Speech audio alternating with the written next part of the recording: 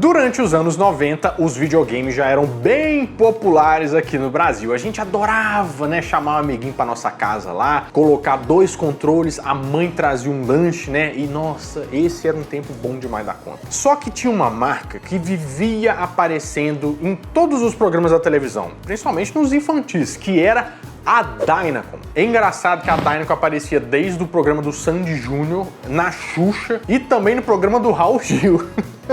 Porque, né, aparentemente, pra que você tira o chapéu? E do nada tem assim, olha, um videogame da Dynacon.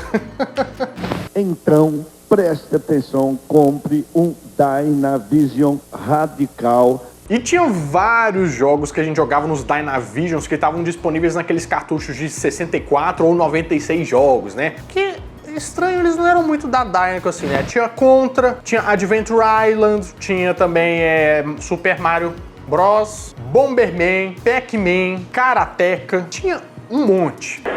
Que coisa, não? Aí que me veio o estalo, né? Falei assim, gente, mas a Dynacon, ela não tá fazendo mais nada? A Dynacon sumiu, tem muito tempo que eu não ouço falar nela. Pois é, meu filho, você vai ver que a história da Dynacon e o que aconteceu com ela é um tanto quanto ironia do destino, se é que a gente pode dizer assim. Ah, eu te conto depois da vinheta.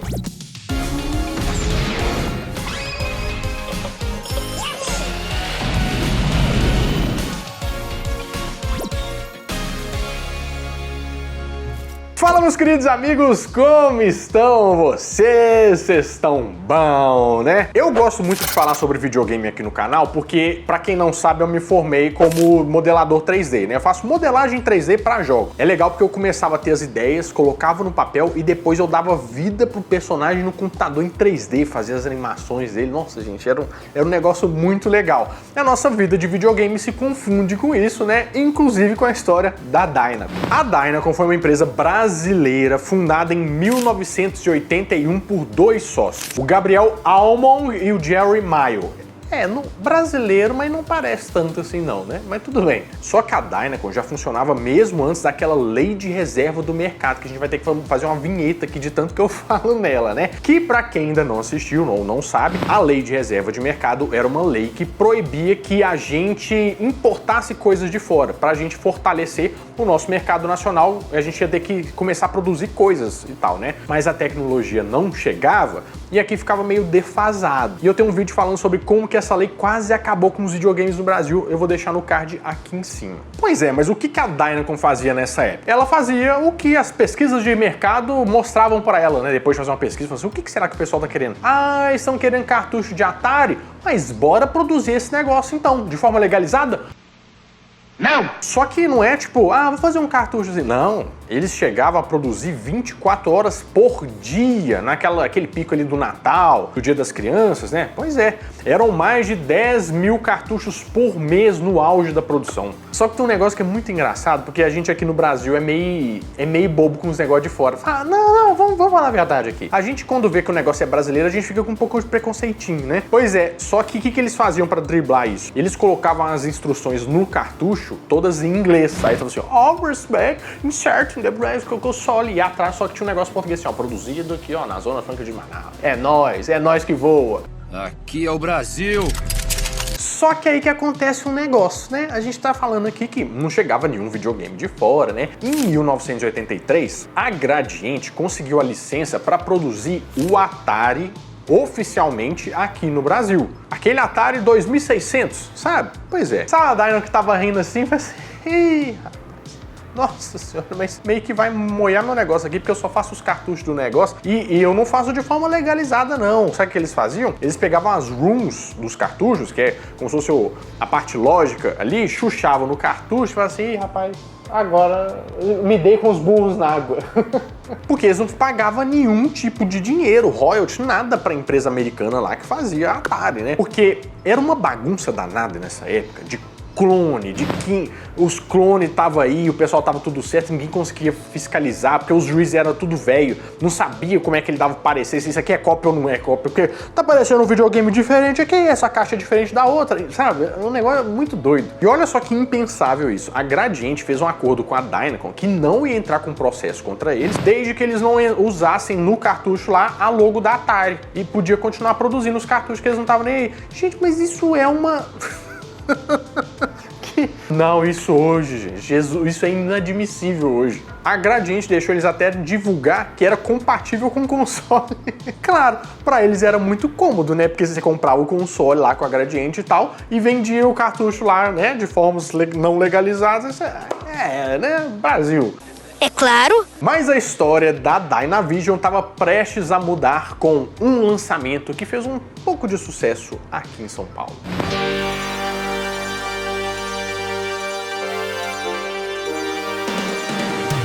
Bom, mas a Gradiente ter a licença original não impedia que as outras empresas fossem lá e fizessem seus clones, né? Porque o juiz falou que a caixa é diferente, então você pode fazer qualquer coisa que você quiser. E aí foi lançado um clone do Atari VCS, que se chamava Dactari, que era praticamente, sabe aquela coisa feita à mão, com esmero, sabe? A pessoa não tem uma produção muito grande, mas ela é bem feita. Mas acabou que quando não tem tanta produção assim, ele não vende tanto. Fez até um certo sucesso aqui em São Paulo, só que a Dynacon que tava assim, ó.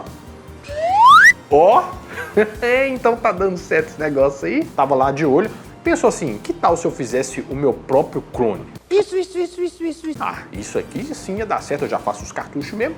Vou chamar ele de Dynavision. Pronto, nasceu o Dynavision. O Dynavision vendeu mais ou menos umas 20 mil unidades naquele ano, que deu uma guinada boa na empresa. E era um clone do Atari 2600. Só que tinha uma diferença do Dactari, porque ele era igualzinho no Atari, tentava ser igualzinho. O Dynavision não. Tinha umas diferenças na carcaça. O controle dele era diferente, inclusive o pessoal falava que o controle dele seria até melhor do que o próprio Atari. O hardware dele também era superior, que o hardware que eu falo são as peças lá dentro, tinha um poderio, né? Era mais poderoso, se é que a gente pode falar assim. E a Dynacon também colocou no Dynavision uma função de silenciar a troca de cartuchos, porque você lembra que você pega o cartucho, né? Vamos fazer o processo.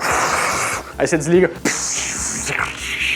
fazer um barulhão, colocar o cartucho e ligava, rezava pra dar certo, né? Nossa senhora. Dynavision não, você desligava, fazia barulho nenhum, você colocava ali, tava tranquilo. O que eles queriam com isso? Provar que ele não era só uma cópia. Na verdade, ele poderia ser uma melhoria do sistema. Só que é muito engraçado eles pensarem isso, porque eles queriam colocar isso pra venda e anunciar em feiras. Por exemplo, teve a feira de utilidade doméstica, que era uma super feira lá, e eles chamaram a atenção mesmo. Tipo assim, fizeram um disco voador lá. Só que é um trem pirata, gente. É uma cópia do sistema dos outros. Você tá entendendo como é que é maluco isso?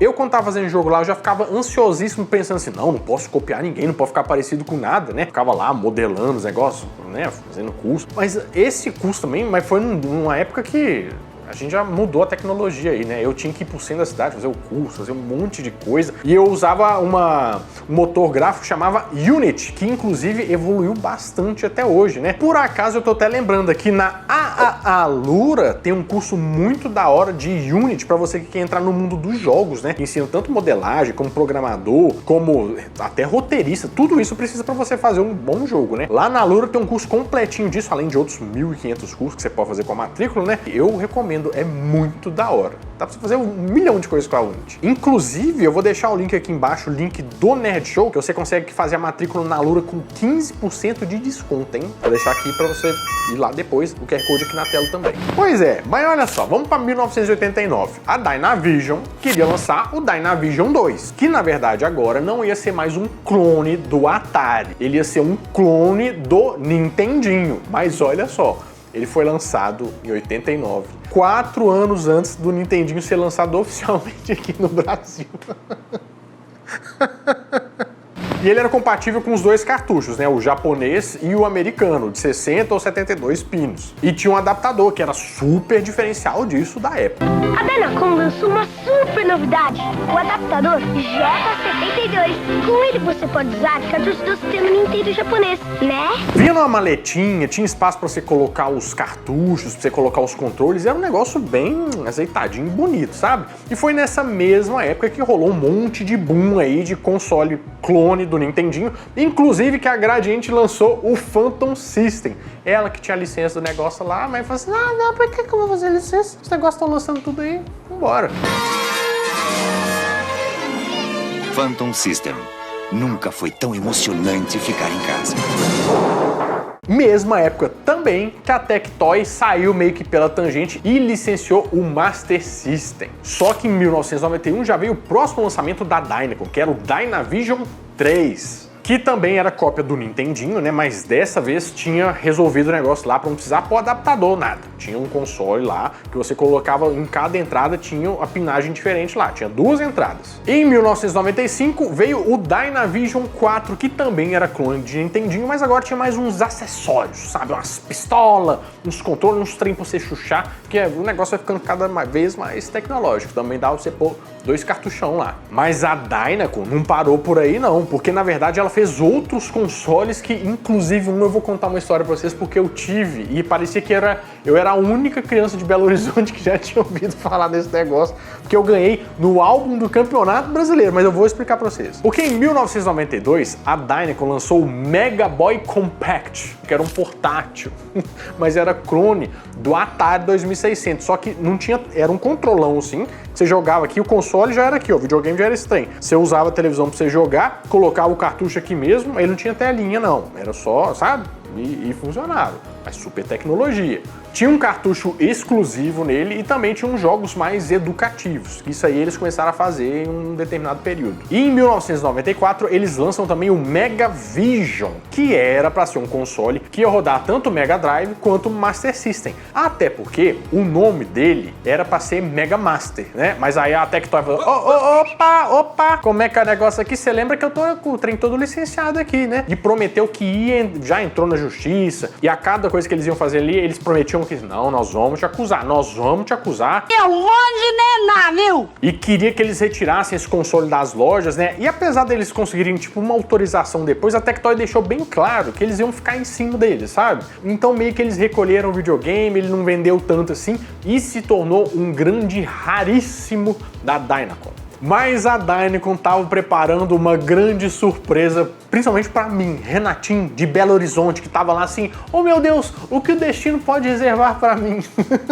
Porque é o seguinte, ó, eu te contei que ao longo do tempo aqui, as empresas foram pegando licenciamento e os clones meio que foram ficando assim, ih, rapaz, isso aqui vai ficar triste, hein? Como que eu vou fazer esse negócio aqui dar certo? Como os videogames foram sumindo, a Dynacon teve eu posso fazer uma outra coisa. E foi aí que veio o Magic Computer PC 95. Você lembra desse aí? Na verdade, ele era meio que uma cópia também, né? Só que agora de um computador que chamava ASDER, que por acaso era feito por uma subsidiária em Taiwan lá da Nintendo, né?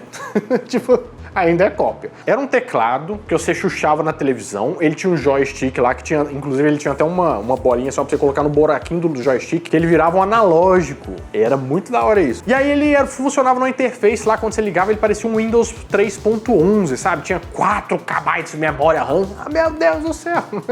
E tinha vários programas lá dentro, por exemplo, tinha digitação, pra você aprender, tipo, tinha umas bolinhas lá pra você ficar aprendendo a digitar. Tinha um jogo que chamava Porter, que era um bonequinho lá pra você ficar empurrando caixa. Tinha um negócio do compositor musical pra você fazer música em formato MIDI, sabe? Tinha aplicativo lá de você aprender, raciocínio e tal, mas ele funcionava no Nintendinho, né? Porque ele tinha um adaptador, você colocava o cartucho de Nintendinho e colocava lá no Magic Computer. Eu lembro, inclusive, que eu tinha um jogo do Darkwing Duck, a fita de Nintendinho que eu jogava lá. Só que eu falei que era um clone da ASDER, né? Do ASDER. Só que você ligava lá e tava bem na tela assim, ASDER.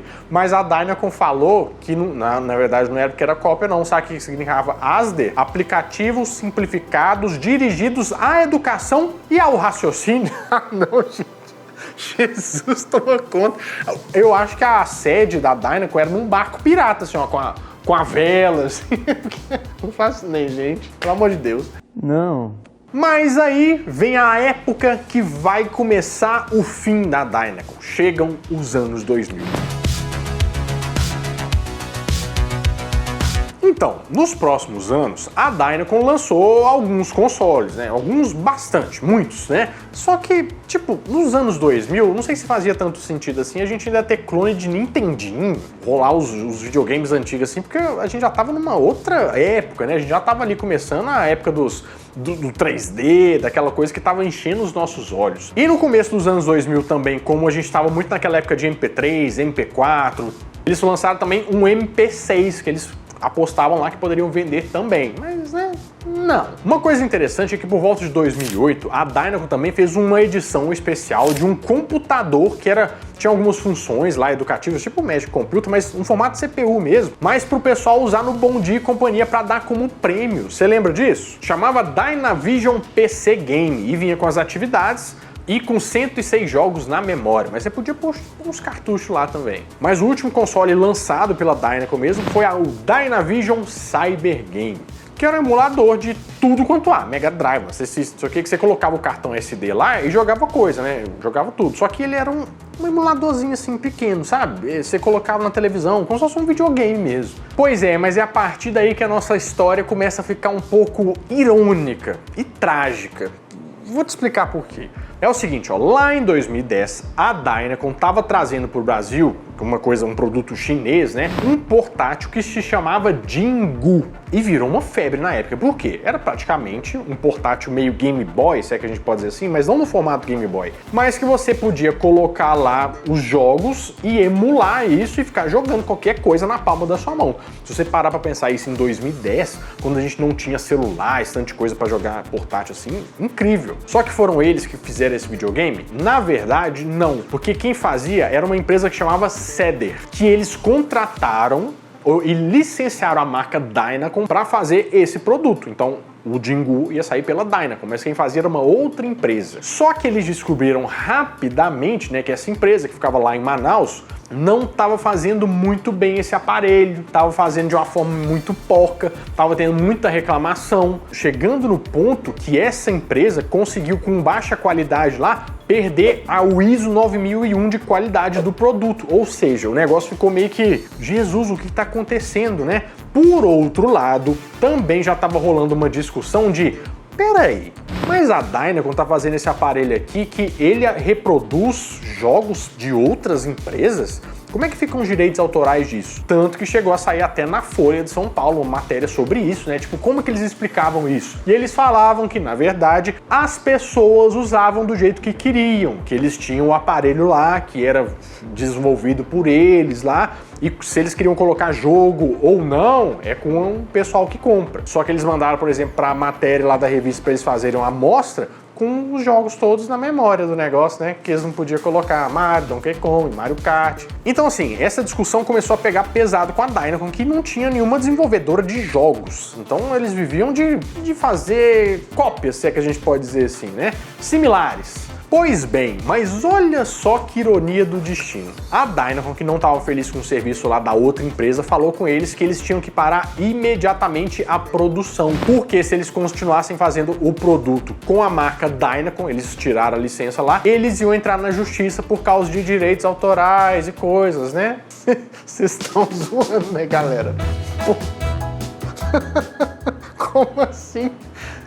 Ah, não, gente, o mundo dá volta demais da conta, não. E essa proibição aconteceu em 17 de fevereiro de 2011. E a partir dali, a Dynacon falou que não ia mais vender o produto, né, que as pessoas ainda têm uma certa garantia, se é que a gente pode dizer assim, mas através do site deles de vendas, que era o dynashop.com.br, e que eles iam achar um novo parceiro para produzir esse jogo, mas nunca mais apareceu. Da mesma forma também, o site da Dynacon mesmo saiu do ar e meio que ela foi saindo do mercado assim sem avisar, simplesmente sumiu. Não tem mais domínio, não tem mais nada. Mas o site dynashop.com.br funciona até hoje e tá vendendo de tudo. Desde coqueteleira de whey protein até caixa de música e um monte de coisa. Eu entrei em contato com o site da Dynashop para ver se eles ainda são da Dynacon, mas ainda não tive respostas. E se eu tiver alguma atualização até a edição desse vídeo, eu vou colocar aqui. Bom, foi isso que aconteceu com a Dynacon, uma das empresas que fez parte da nossa infância e saiu de uma forma um pouco irônica, né? Mas lembrando, se você tem interesse sobre jogos aí, produção de jogos, mexer com a Unity, aquele curso é bem da hora da Alura. O link tá aqui, vai lá, 15% de desconto, você vai gostar bastante. Bom, meus amigos, é isso. Eu espero que vocês tenham gostado bastante desse vídeo. E se você gostou, eu tô com a meta da gente chegar a 3 milhões de inscritos. Eu sei que pra vocês não serve pra nada, mas pra mim, eu fico feliz. Pra mim, são marcas pessoais. Eu sei que você não gosta de receber notificação, mas será que você pode inscrever só pra fazer peso aqui pra nós? Então fechou. Tô contando com você, hein? Bom, eu vou ficando por aqui, mas toda semana eu volto com mais um vídeo quentinho, fresquinho, crocante pra vocês. Então, adeus!